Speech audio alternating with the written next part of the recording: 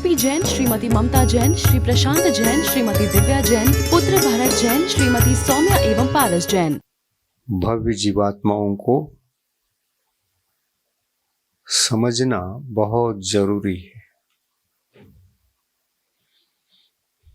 पूर्वाचार्यों ने शल्य का जो स्वरूप बताया है वह स्वरूप अत्यंत गूढ़तम रहस्य वाला प्रकरण है। इसकी चर्चा बहुत बारीकी से करना पड़ता है और उसके लिए यह संदृष्टि क्रमांक 18 बहुत ही सहायक सिद्ध होगा। शल्य के बहुत सारे भेद हैं। ये बहुत सारे भेद हो कैसे गए? होंगे, होते हैं। मूल में हमको ध्यान में रख करके यह समझना है, द्रव्य शल्य और भाव शल्य मूल में दो भेद हैं और इसके भी द्रव्य शल्य के भी भेद बनेंगे, भाव शल्य के भी भेद बनेंगे। द्रव्य शल्य के पुनः दो भेद कर लेना चाहिए। उससे पूर्व द्रव्य शल्य की परिभाषा लक्षण समझना आवश्यक है। फिर जो दो भेद बना रहे हैं उनका भी लक्षण समझेंगे। यह चार्ट दिखाया गया, उसको आप फोटो कॉपी बना करके समझने का प्रयास कर सकते हैं। द्रव्य शल्य दो प्रकार का है, कर्म द्रव्य शल्य और नो कर्म द्रव्य शल्य।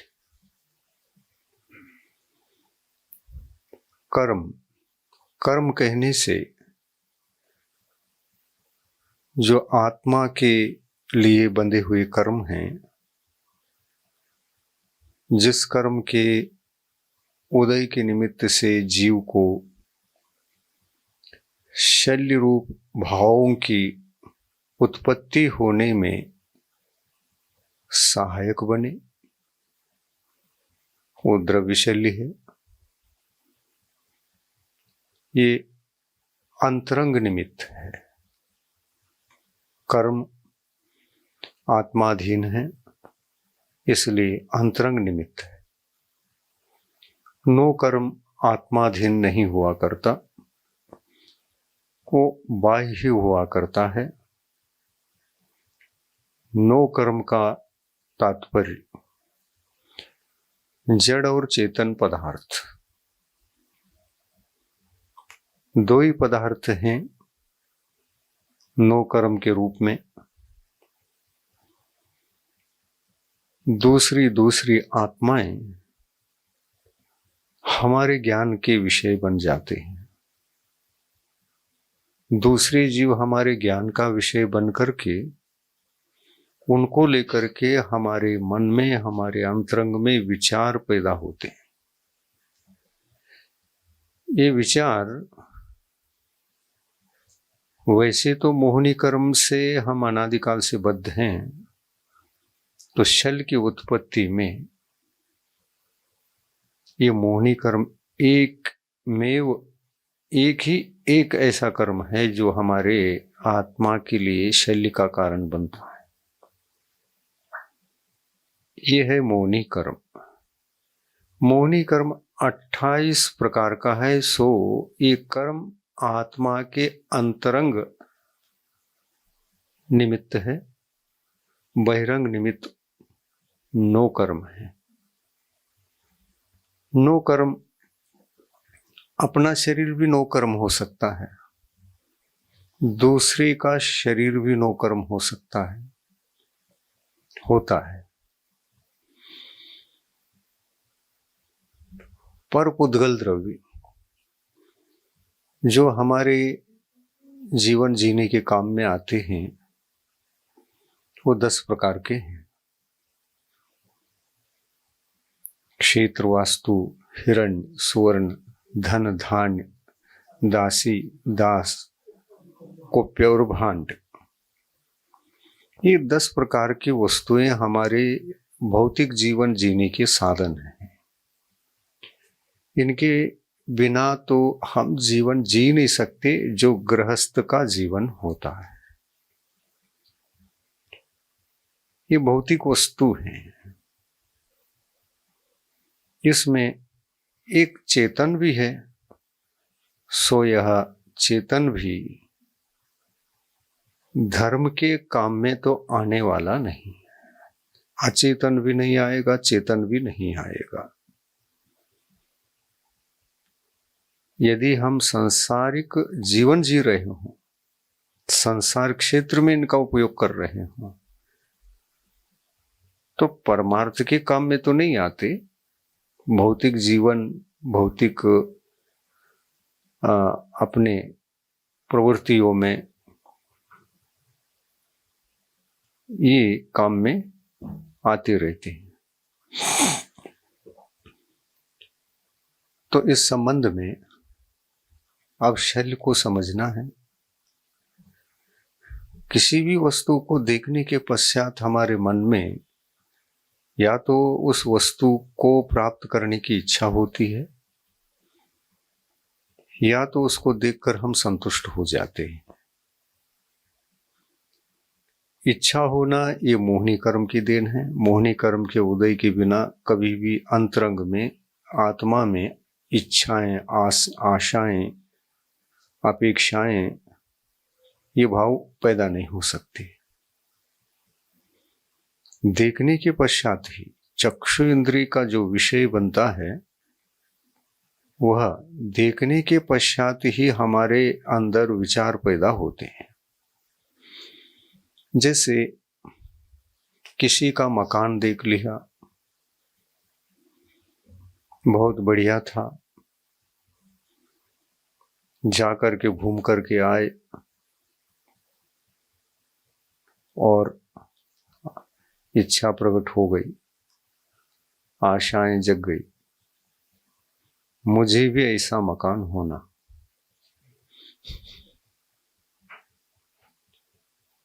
मकान नो कर्म है और कर्म का उदय, मोहिनी कर्म का उदय। अब आप पहले गुणस्थान में है तो चारित्र मोहिनी सब का उदय है। 25 के 25 कर्मों का उदय होता है। और यदि अपन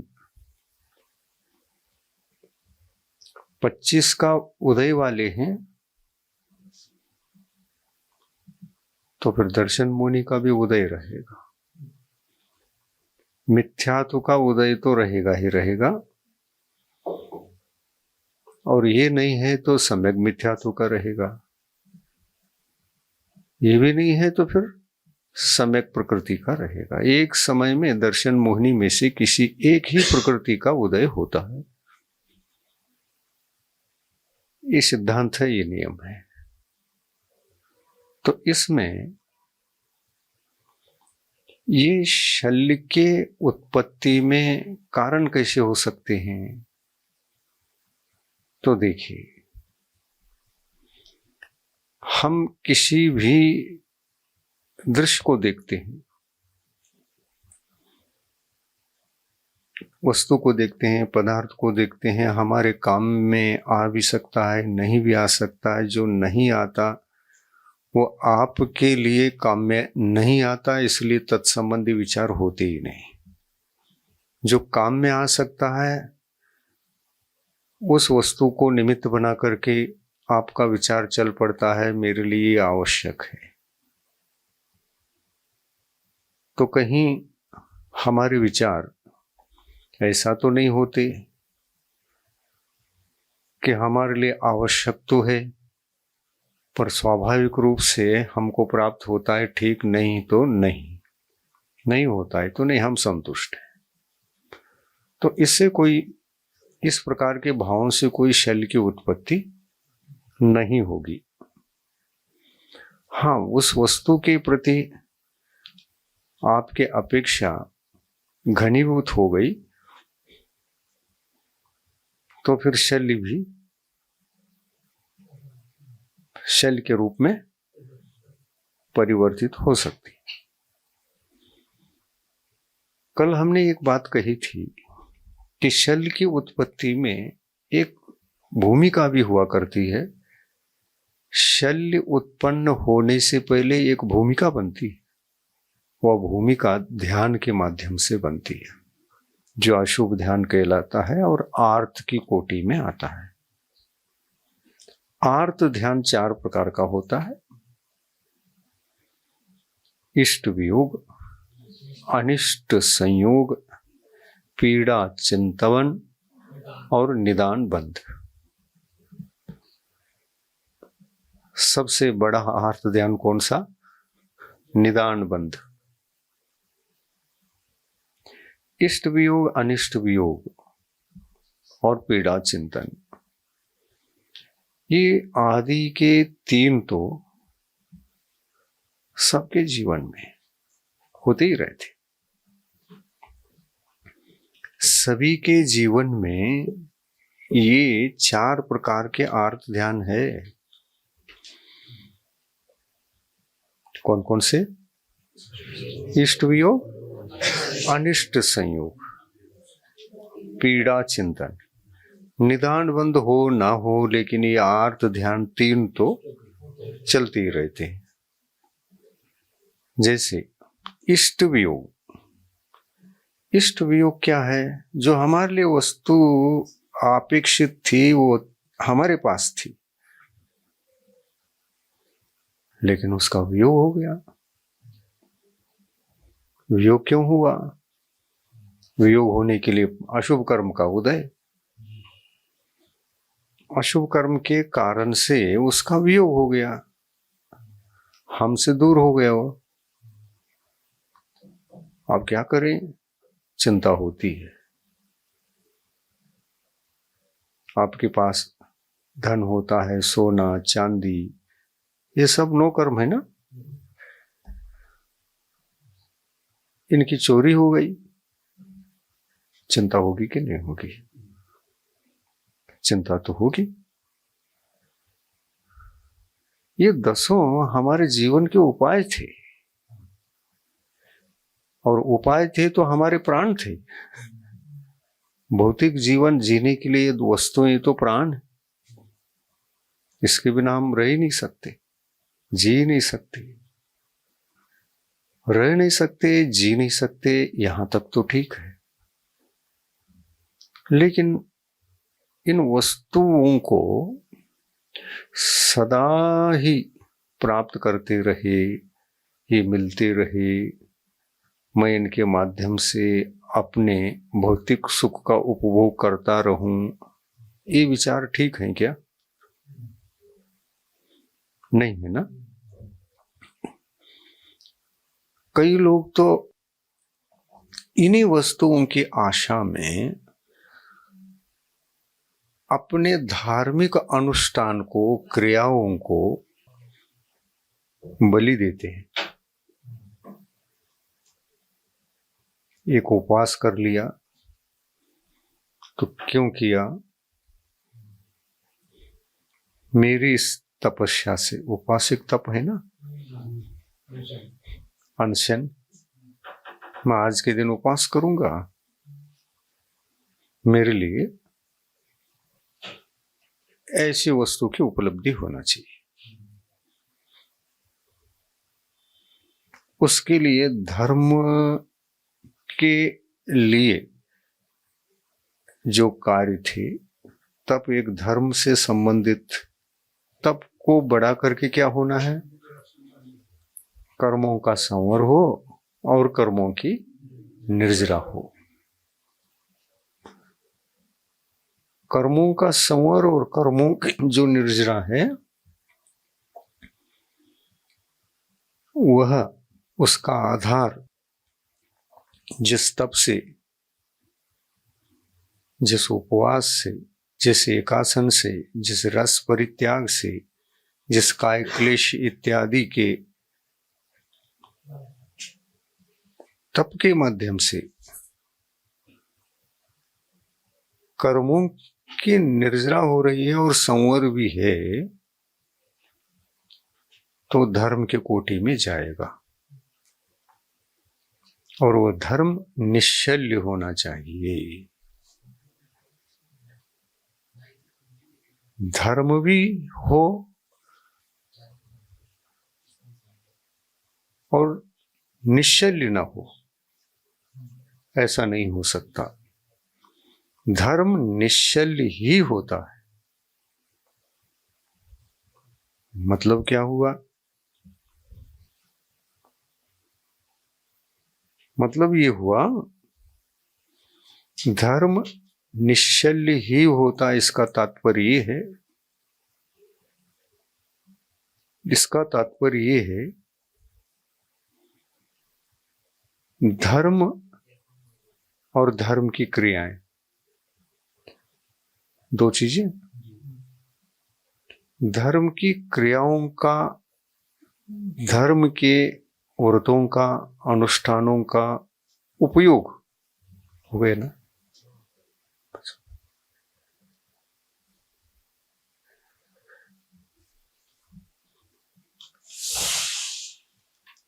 धर्म की क्रियाओं का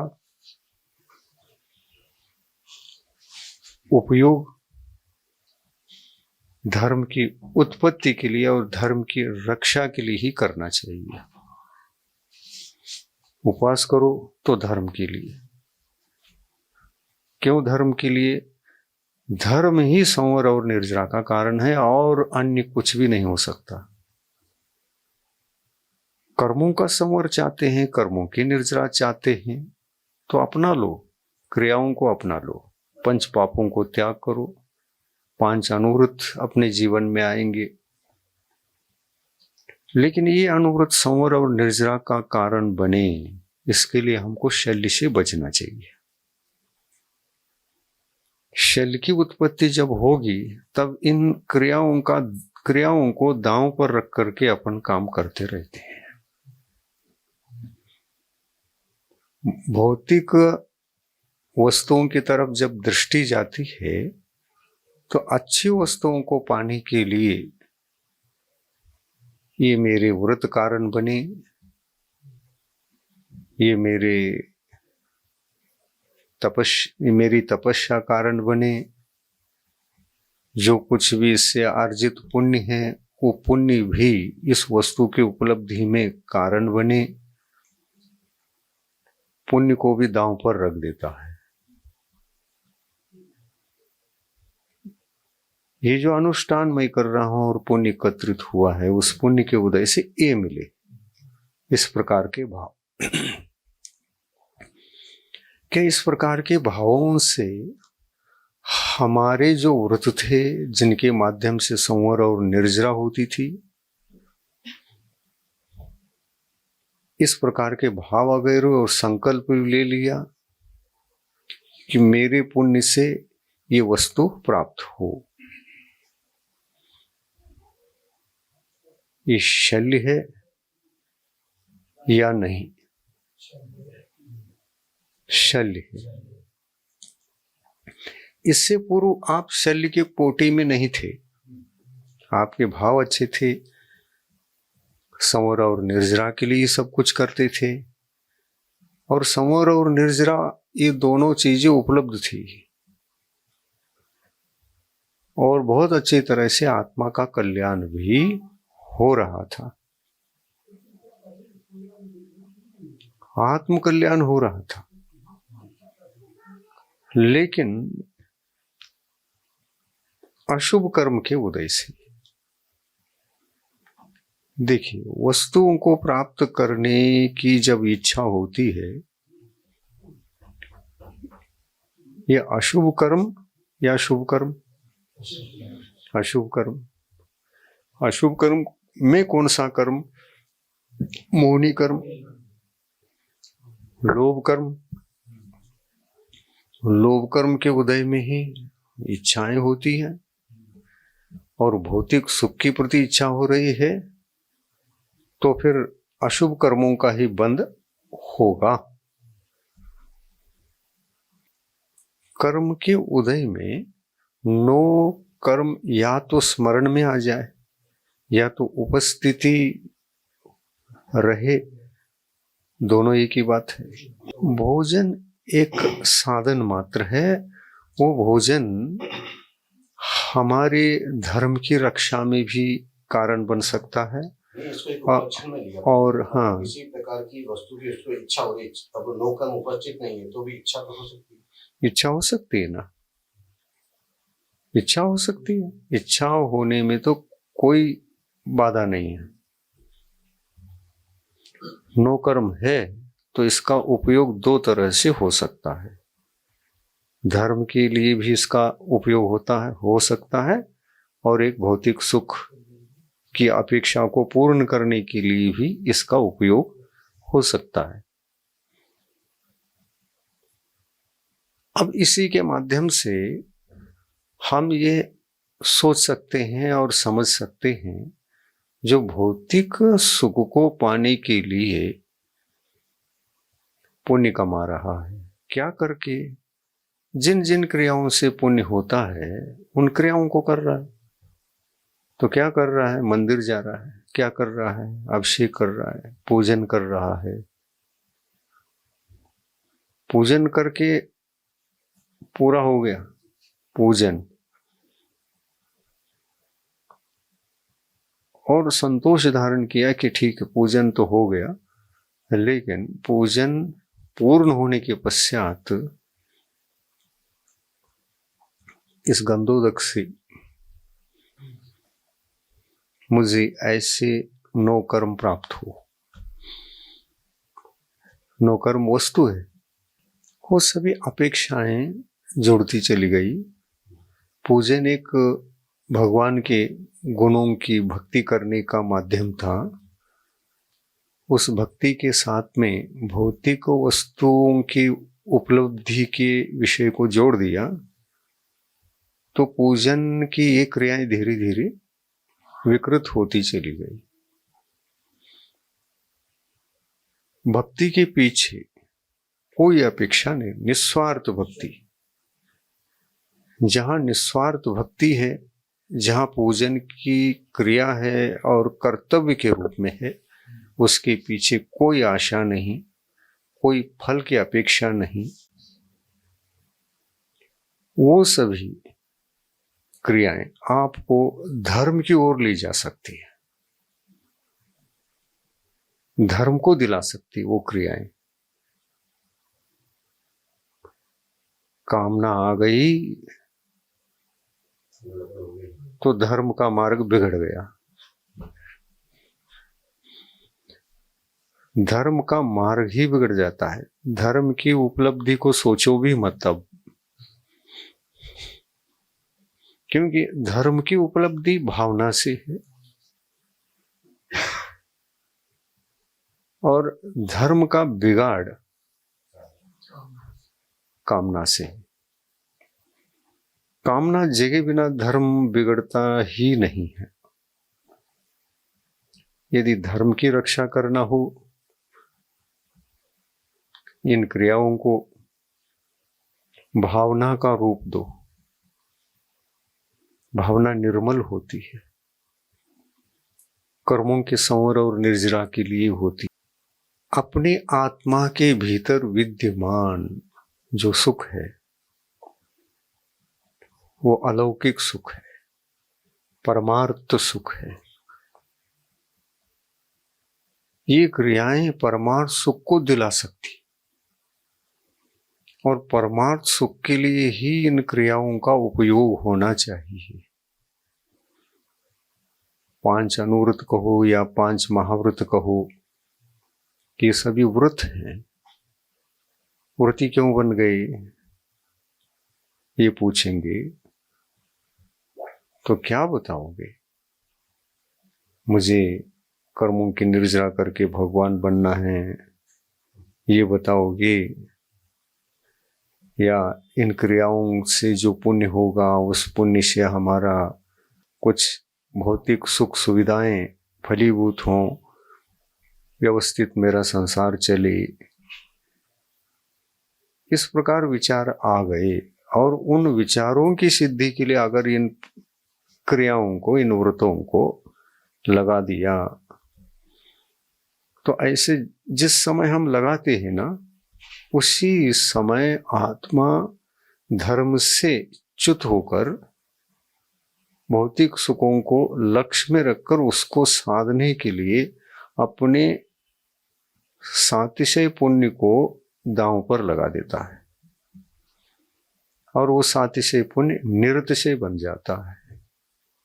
सातिशय तब तक रहता है जब तक उस शल्य के रूप में कन्वर्ट नहीं होती।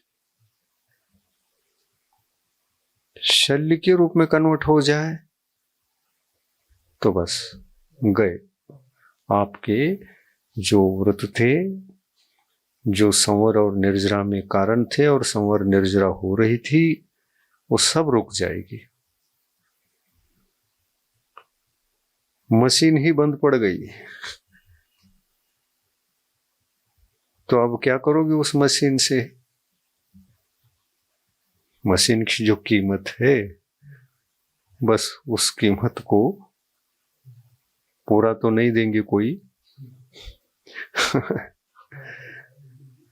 हाँ, जो सुधार करके उसको उपयोग में लेना चाहता है वो खरीद लेगा, लेकिन वो ओरिजिनल जो प्राइस है, मूल्य है, वो नहीं मिलने वाला। धर्म में लगी हुई क्रियाएं, धर्म में लगे हुए व्रत, धर्म में उपयोग में आने वाली तपस्या, उस संवर और निर्जरा के लिए कारण है। केवल संवर और निर्जरा ही नहीं होती, इन क्रियाओं के माध्यम से, क्योंकि शुभ क्रियाएं हैं, पापों से विरहित क्रियाएं हैं, इसलिए पुण्याश्रव भी होगा।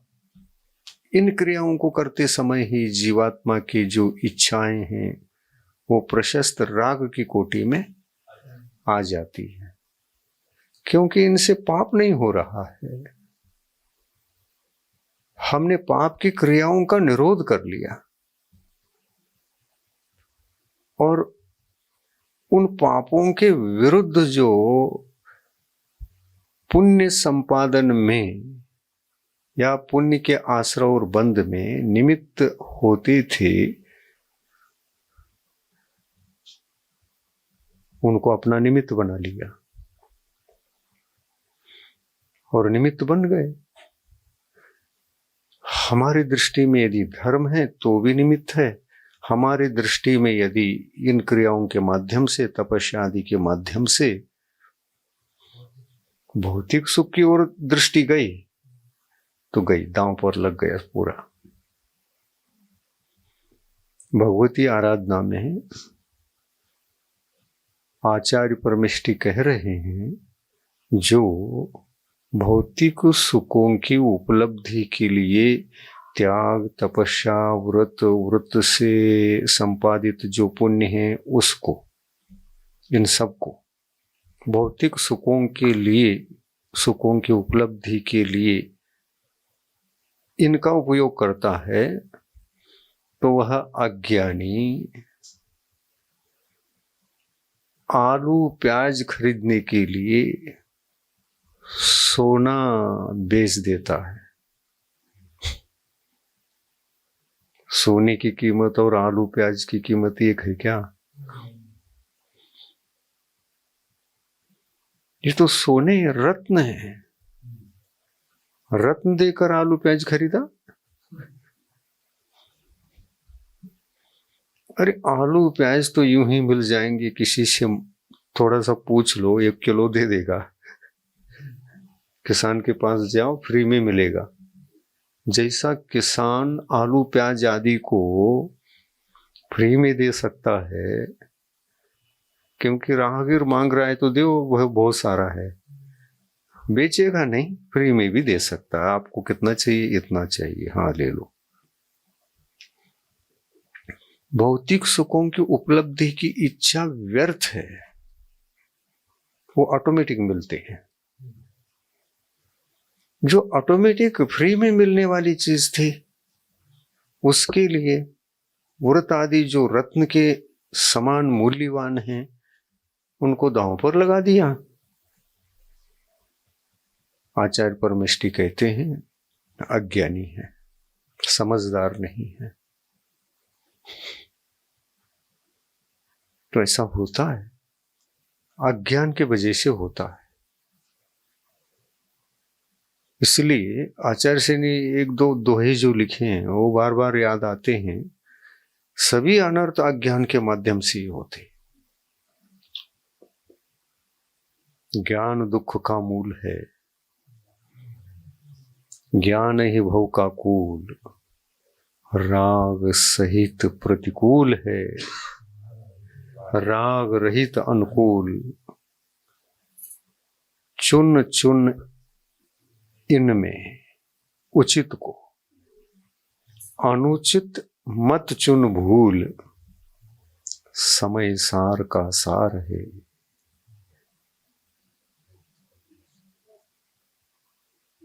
करोड़ शास्त्रों का सार है,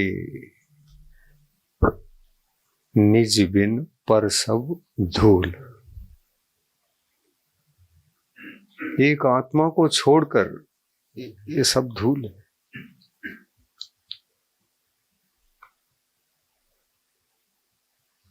आत्मा को छोड़कर सब धूल है। आत्मा ही रत्न है, आत्मा की निधि धर्म है। सम्यक दर्शन, सम्यक ज्ञान, सम्यक चारित्र, रत्न, रत्नत्रय कहा ना, रत्न है। तो इन रत्नों को रत्न कल्पना में न लेते हुए, उनका विचार न करते हुए, भौतिक सुख पाने के लिए रत्नत्रय को दांव पर लगा दिया। यानी उदाहरण दे दिया, आलू प्याज खरीदने के लिए रत्नों को बेचा।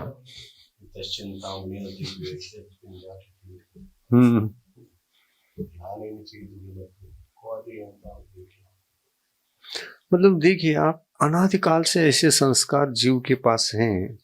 वो जब भव में भोगा है तो एक भौतिक सुख ही भोगा है, और उसमें कोई कम वेशी आने लगी इस भव में, दुखी हो जाता है। और उस दुख की पूर्ति के लिए रत्नत्रय धर्म को बेच देता है। और ज्ञानी है कि ज्ञानी है? अज्ञानी है।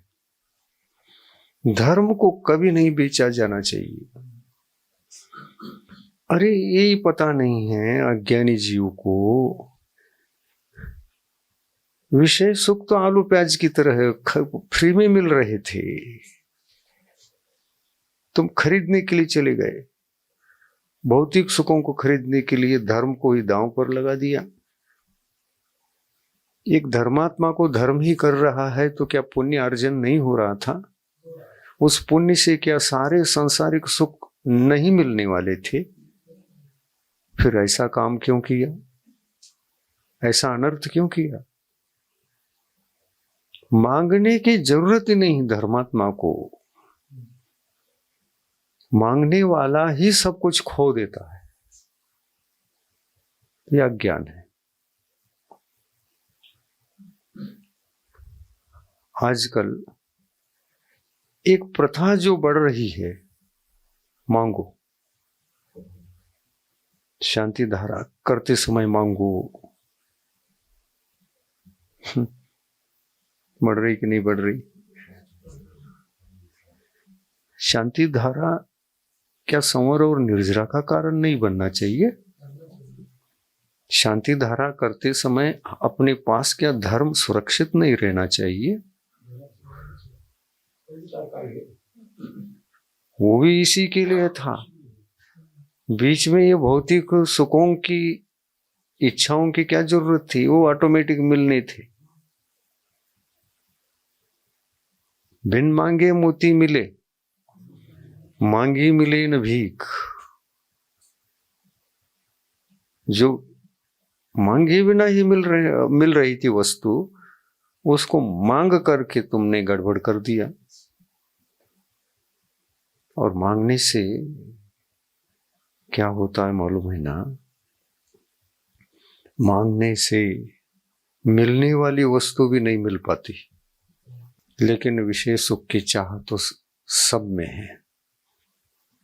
वो तो स्वयं को ही भगवान मानते हैं। हाँ, तो काल्पनिक है फिर। प्रतिमा को भी निषेध करते हैं बुरे सब क्रियाओं के माध्यम से। जैन धर्म बोले भाव बताते हैं। अज्ञानी अज्ञान मत बहुत सारे, उनकी गणना उनकी चर्चा कब तक करें? उनकी गणना कब तक करे और चर्चा भी क्यों करे? देखिए, छोटा बालक है, कुछ समझता नहीं, वही मलमूत्र करता है, उसी में खेलता है। आपको बुरा लगता है? क्या समझकर बुरा नहीं लगता आपको? अज्ञान है। तो ऐसा ही समझो ना।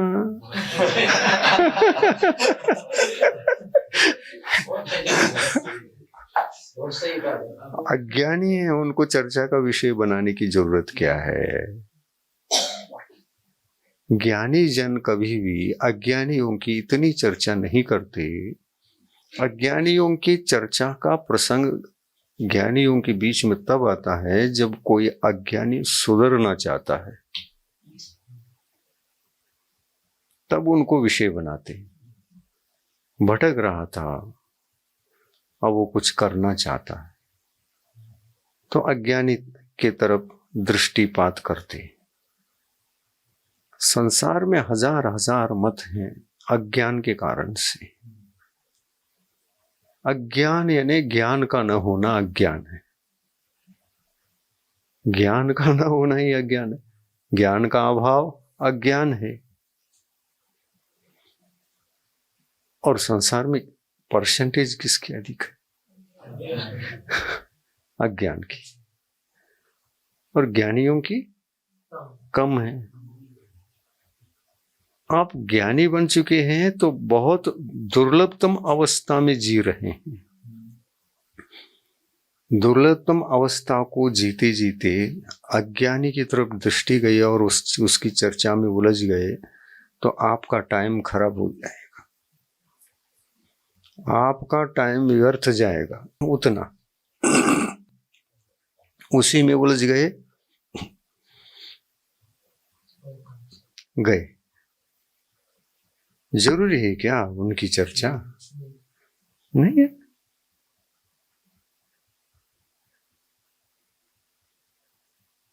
चर्चा जरूरी नहीं है, ये ज्ञानी को पहले से ही पता रहता है कि चर्चा जरूरी नहीं है, लेकिन उधर दृष्टिपात करते हमारा टाइम खराब हो ही जाता है। इस नुकसान से बचने के लिए ज्ञानी जन उसको साइड में कर देते, अभी रहने दो। अज्ञान के कारण से सब होता रहता है। जैसे बालक है वैसे ये भी हैं, ये कहीं भी हाथ फेरेंगे।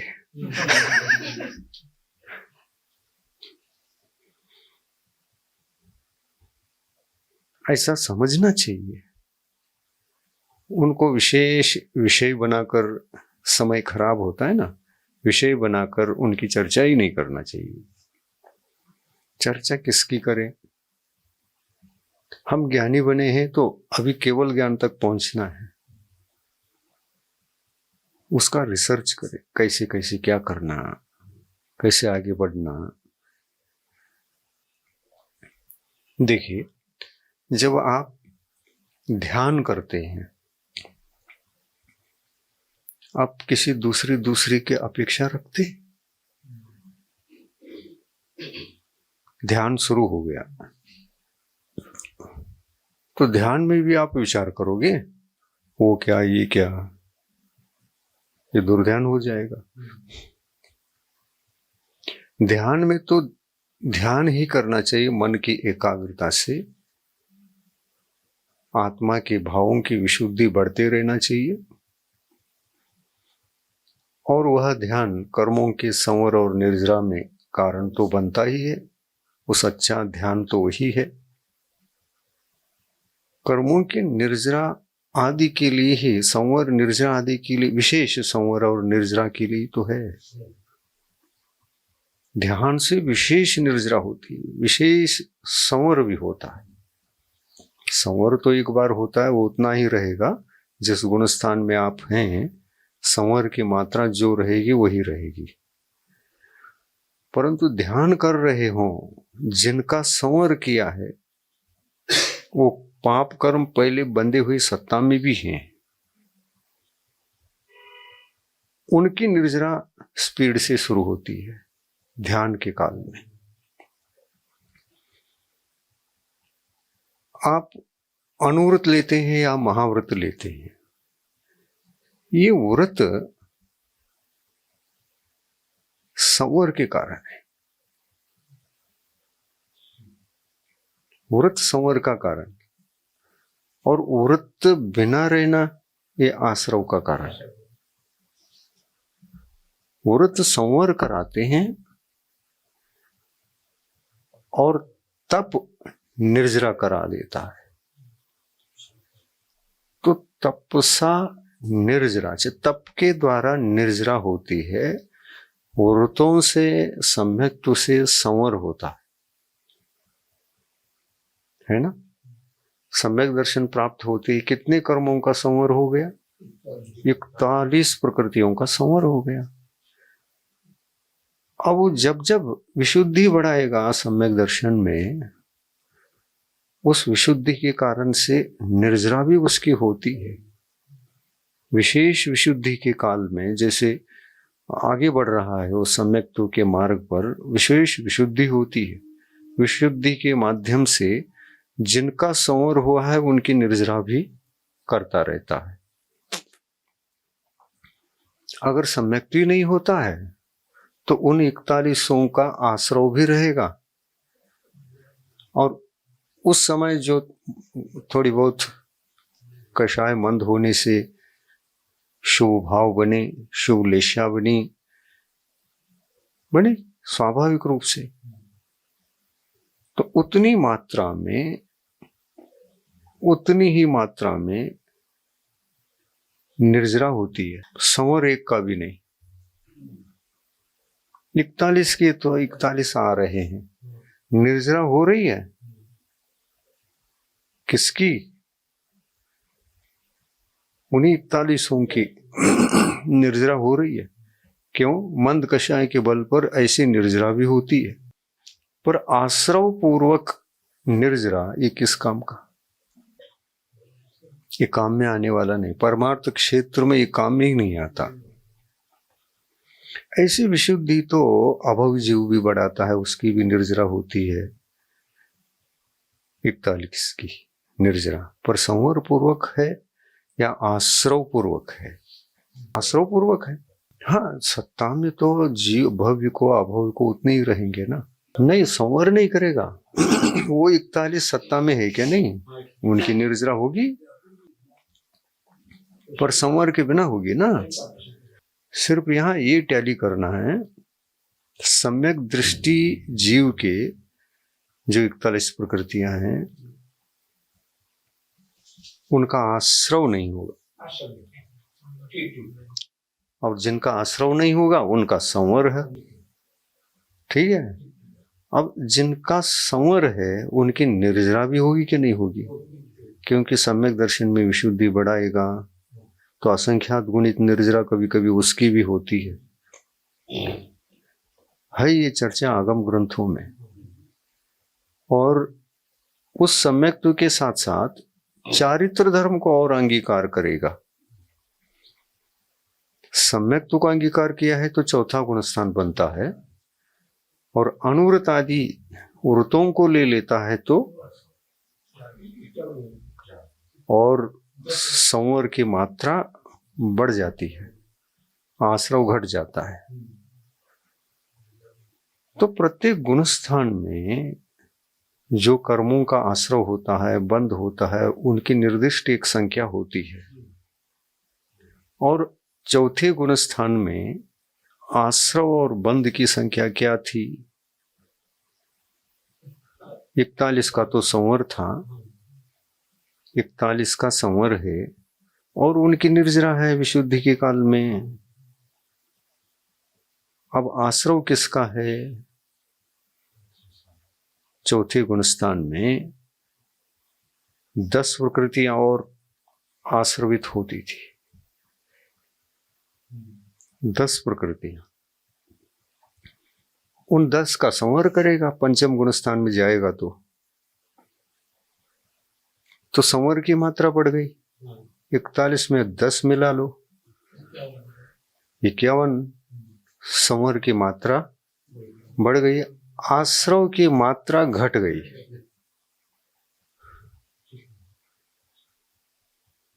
अब निर्जरा को प्राप्त होंगे तो वही 41 और ये 10, इनकी निर्जरा होगी, आश्रव नहीं होगा, एक का भी आश्रव नहीं होगा। 51 हो गए ना, 51 में से एक का भी आश्रव नहीं होगा। सत्ता में तो पहले के हैं, उनकी निर्जरा होगी। तो इस तरह से मोक्ष मार्ग में निर्जरा किसकी होती है, ये प्रश्न जब उठता है तो जिनका संवर हुआ है उनकी निर्जरा भी होती रहती है।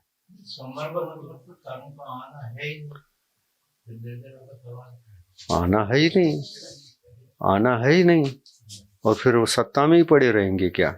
अपने समय पर जाएंगे तो सही। नहीं, जो कर्म आ चुके हैं वो अनादिकाल तक ऐसे रहेंगे क्या फल देने? हाँ, वो सत्ता में हैं, वो अपना, सुनो सुनो सुनो, व्यवस्थित से समझ लो इसको। जो सत्ता में हैं 41, वो जब हम सम्यक दर्शी नहीं थे उस समय बंधे थे वो, ठीक है ना? उस समय के बंधे हुए कर्म आपको सम्यक दर्शन धारण करने के उपरांत भी सत्ता में रहते हैं, लेकिन उनका आश्रव रुक जाता है, उनका आश्रव रुक जाता है। पूर्व में बंधे हुए थे इसलिए सत्ता में तो रहेंगे ही रहेंगे, पर इन्हीं की निर्जरा वर्तमान की विशुद्धि के बल पर होती रहेगी। वर्तमान की सम्यक तो आ गया, अब सम्यक दर्शन की विशुद्धि के बल पर वो पूर्व अर्जित कर्म सत्ता में जो हैं, हाँ, उनकी स्थिति में, उनके अनुभाग में बहुत अंतर होगा, होता ही रहता है। पर मिथ्या दृष्टि की होगा क्या? नहीं, होता तो है उनकी भी, लेकिन आश्रव भी जारी है, आश्रव निरंतर जारी है। जैसे हाथ गंदे हो गए थे, कीचड़ में हाथ पुनः नहीं डालना, जिससे गंदे होते हैं, नहीं डालना ये संकल्प हो तो एक बार धोने के बाद भी स्वच्छ ही रहेंगे, लेकिन वो संकल्प नहीं है, धो भी रहे हैं फिर हाथ डाल रहे हैं। ऐसे अज्ञानी जीव अज्ञान के स्वभाव के कारण वो वही करेगा, एक तरफ निर्जरा भी करेगा और एक तरफ आश्रव भी करेगा, निर्जरा भी करेगा और आश्रव भी करेगा, दोनों करता रहेगा। तो इसलिए अपने को अज्ञानी नहीं बनना है, अपने को ज्ञानी बनना है। हम संवर की मात्रा बढ़ाएं और निर्जरा की भी मात्रा बढ़ाएं।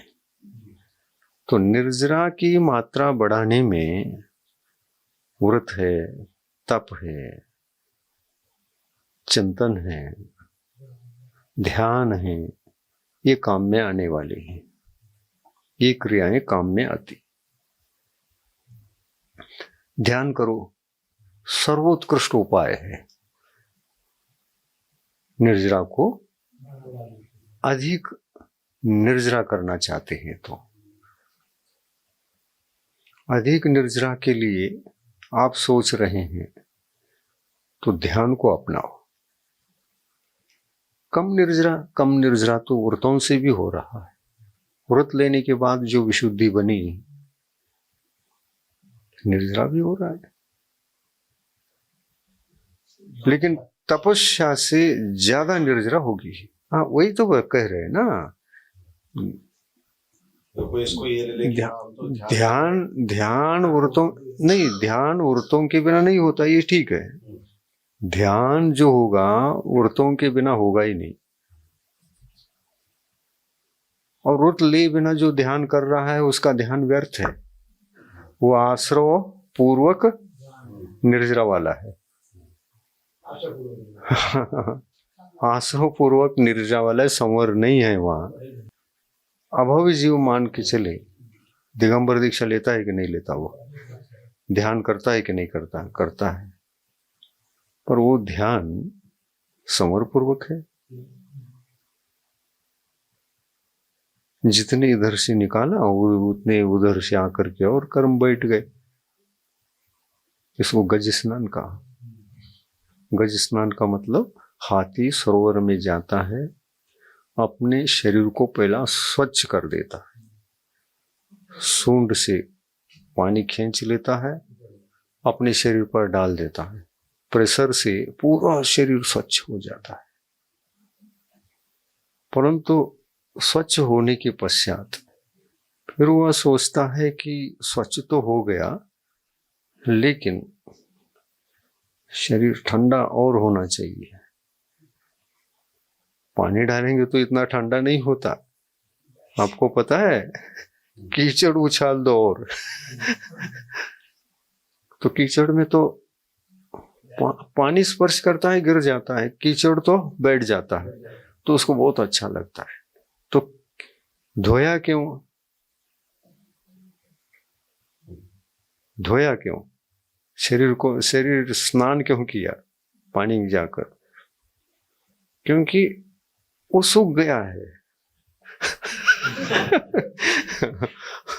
वो सूख गया है, पहले का हटाना पड़ेगा और नया लगाना पड़ेगा। तो हटाने के लिए तो स्नान तो करता ही है। जो पुराना कीचड़ था, हटाने के लिए स्नान तो करना ही पड़ेगा। क्या फूंक मारने से जाएगा? वो तो चिपका हुआ है, इसलिए पानी डाल करके स्नान करता है। फिर नया कीचड़ को लेकर के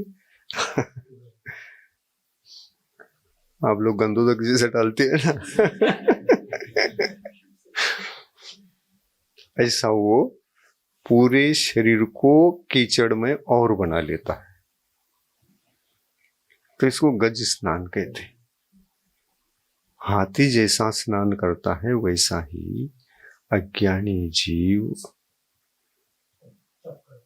तप करता है। अभाव जीव भी ध्यान करता है, सामायिक करता है, सब करता है। उस सामायिक में सभी कर्मों का आश्रय है क्या? नहीं। और ध्यान कर रहा है तो कषाय मंद है, परिणामों की विशुद्धि भी है, थोड़ा बहुत कर्मों की निर्जरा भी होगी क्या? नहीं होगी, होगी। विशुद्धि के बल पर तो होती है। और ध्यान में बैठे हैं तो कषाय अत्यंत मंद हो जाती है। हाँ, शुक्लेशा भी बनती है। और उस शुक्लेशा के काल में मरण हुआ तो नवग्रह में जाकर जन्म ले सकता है। वो उत्तम सनन वाला अगर हो तो नवग्रह तक जा सकता है। तो अभव्य और भव्य जीव, अज्ञानी अभव्य और अज्ञानी भव्य, इन जीवों के माध्यम से जो तप ग्रहण किया जाता है, संयम आदि धारण किया जाता है, वो केवल द्रव्य संयम ही होता है। भाव संयम की उत्पत्ति तो है ही नहीं। भाव संयम के लिए सम्यक दर्शन चाहिए, सम्यक ज्ञान चाहिए, फिर सम्यक चारित्र चाहिए, ये समीचीनता चाहिए, और वहां समीचीनता है ही नहीं। अभव जीव के व्रतों में समीचीनता नहीं है, तो वो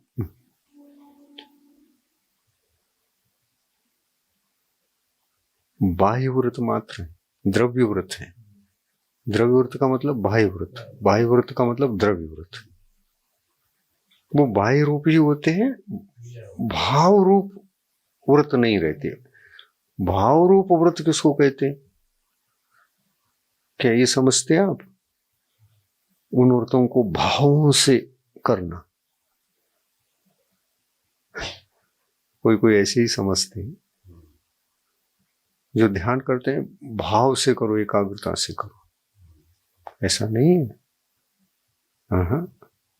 वहां पर शर्त ये है, भाव व्रतों की उत्पत्ति अंतरंग परिग्रह का संवर होने पर। अंतरंग परिग्रह कितने? मोहिनी कर्म, सब अंतरंग परिग्रह। अब इनका संवर करो, मिथ्यात्व का संवर करो, सम्यक मिथ्यात्व का संवर करो, सम्यक तो पैदा होगा। और क्या करो?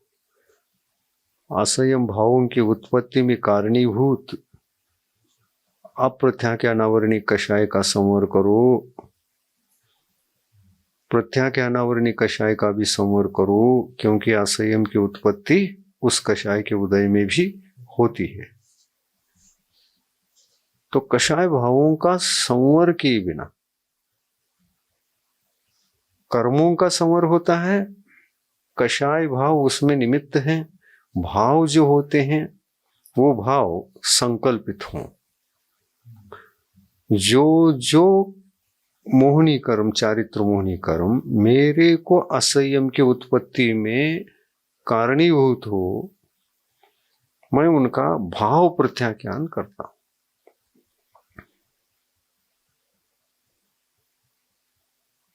भाव प्रत्याख्यान यानी असंयम भावों का प्रत्याख्यान, मिथ्या तो भावों का प्रत्याख्यान।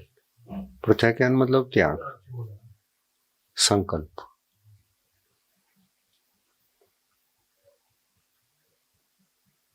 तो देखिए आप, अंतरंग परिग्रह 14 हैं। कौन कौन से? एक मिथ्यात्व जो सम्यक्त्व का घातक है, धर्म की उत्पत्ति में बाधक है। उस पहले नंबर में अंतरंग परिग्रह है, पहले नंबर में। कषाय तो बाद में, पहला इसी का नाम आता है मिथ्यात्व, फिर कषाय। कषाय 4 कषाय, और ये एक हो गया 5, और 9 कषाय। यही चारित्र मोहिनी। दर्शन मोहिनी में से एक ले लिया। हाँ, फिर सम्यक मिथ्यात्व क्यों नहीं लिया अंतरंग परिग्रह के रूप में? ये मत पूछो।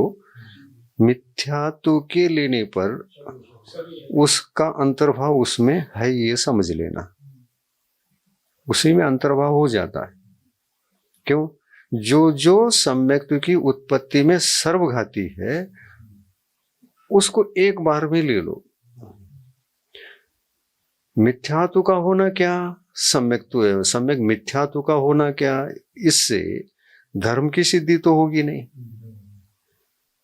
तो यहां अंतर्भाव करके ज्यादा नहीं बढ़ाया। जो सम्यक्त्व की उत्पत्ति में हानिकारक है, उस मिथ्यात्व को एक ही ले लिया, और कषाय को भी ऐसा ही किया। 4 ही ले ली। तो 4 कषाय कौन? संजोलन है या अप्रत्याख्या अनावरण है, प्रत्याख्या अनावरण है। सबको लेओगे तो संख्या बढ़ेगी, लेकिन संख्या बढ़ने नहीं दिया।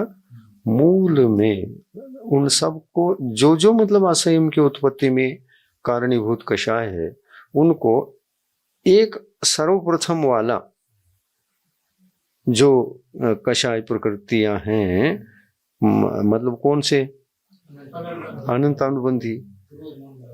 क्रोधमान माया लोभ, तो अनंतानुबंधी के उदय से भी असंयम की उत्पत्ति होती है। अप्रत्याख्य अनावरण के उदय से भी असंयम की उत्पत्ति होती है। और प्रत्याख्यान के उदय से भी, प्रत्याख्य अनावरण कषाय के उदय से भी असंयम भावों की उत्पत्ति होती है। तो क्रोध मान माया लोभ, ये चार रखकर इन सब का उसमें अंतर्भाव किया है।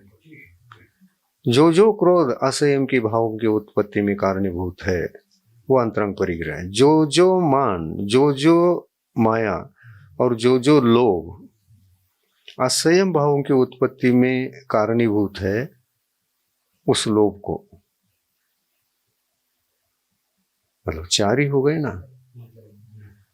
अब संजुलन का भी तो है, क्या ये असंयम भावों को उत्पन्न कराने की क्षमता रखता है?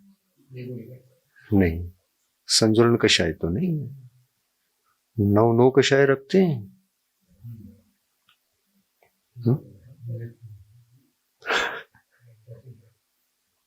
देखिए, जहां कषाय का उदय होगा वहां 9 कषाय का उदय रहता ही है। हालांकि 9 कषायों का उदय 9वें गुणस्थान तक होता है, कुछ का तो 8वें गुणस्थान तक और कुछ का 9वें गुणस्थान तक। ये सिद्धांत शास्त्रों में बताया है। तो 9 कषायों को भी अंतरंग परिग्रह की कोटि में ले लिया है। हाँ, ले लिया है, क्योंकि 9 कषाय क्या चीज है? हास्य, रति, अरति, शोक, भय, जुगुप्सा, स्त्रीवेद, पुरुषवेद, नपुंसकवेद, 9 है। ये अंतरंग परिग्रह कैसे? राग द्वेष। हाँ, ये राग द्वेषादि के काल में उस राग द्वेषादि की उत्पत्ति में सहयोग देते हैं। यद्यपि उनको किंचित कषाय कहा है, अल्प कषाय। किंचित मतलब अल्प कषाय। क्रोध मान माया लोभ वो महाकषाय, ये अल्प कषाय। लेकिन इन 9 को भी राग और द्वेष के रूप में विभाजित करके उनको भी 2 में ही अंतर्भाव किया है, राग और द्वेष। राग और द्वेष। अब एक एक आप 9 में से एक एक देखिए। हाश ये राग में जाता है, हाश। रति राग में जाएगा, शोक द्वेष में जाएगा। हाश, रति, अरति, शोक, भय, अरति, द्वेष, शोक, भय, ये भी द्वेष में जाएगा। हाश, रति, अरति, शोक, भय, जुगुप्सा द्वेष में जाएगा। और घृणा, घृणा द्वेष रूप है। जुगुप्सा और 3 वेद हो गए, ये राग में आएंगे। हाँ। अब कषाय में देखिए 4 कषाय है, इसको राग और द्वेष में विभाजित करो। क्रोध और मान द्वेष रूप है, माया और लोभ राग रूप है। 25 कषाय हैं, उनको 2 में ही लाके रख दिया, राग और द्वेष। हाँ, राग द्वेष निवृत्ते चरणम प्रतिपद्यते साधु। राग और द्वेष, इसमें 25 कषाय समाहित है। राग द्वेष का नाम ले लिया तो 25 कषाय आई गई। राग द्वेष निवृत्ते चरणम प्रतिपद्यते साधु। बाह्याचरण, पापों से मुक्त देशव्रत, एक देश पापों से मुक्त देश व्रत और समस्त पापों से मुक्त महाव्रत। इन व्रतों को साधु सज्जन पुरुष आर्य स्वीकार क्यों करता है? राग द्वेष निवृत्ति। यदि राग द्वेष की निवृत्ति के लिए स्वीकार नहीं किए गए तो ये बाह्य व्रत अहिंसा, सत्य, अचौर्य, ब्रह्मचर्य और अपरिग्रह अथवा परिग्रह प्रमाण, अनुव्रत परिग्रह प्रमाण और महाव्रत अपरिग्रह, इनको यदि राग द्वेष को खत्म करने के लिए और स्वीकार नहीं किया है तो मिथ्यात्व की कोटि में आएंगे। ये बाह्य व्रत आदि मिथ्यात्व की कोटि में चले जाएंगे और राग द्वेष की निवृत्ति के उद्देश्य से ही इनको स्वीकार किया है तो धर्म की कोटि में आएंगे। यही समझाया है, राग द्वेष निवृत्ते चरणम प्रतिपद्यते साधु सज्जन पुरुष। और इसी के लिए करना चाहिए।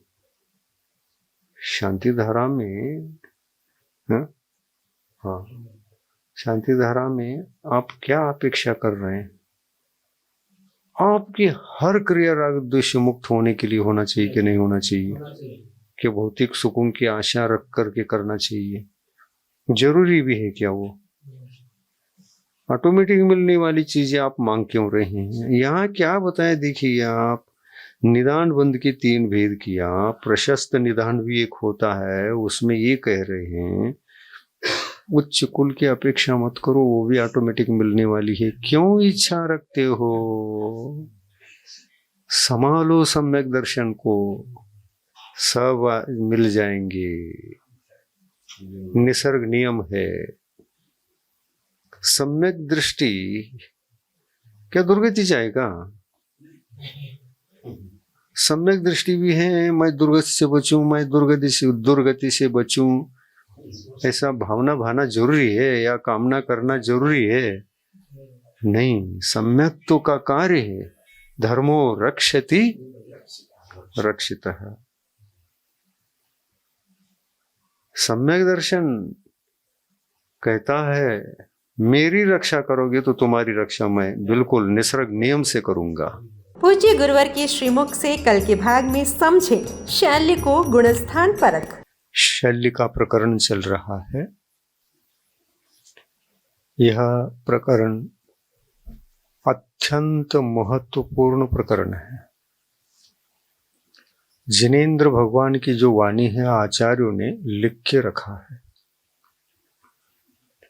इस प्रकरण को समझने के पश्चात, इस प्रकरण को जानने के पश्चात आपको अपने मन में कभी ये भावना आ ही नहीं सकती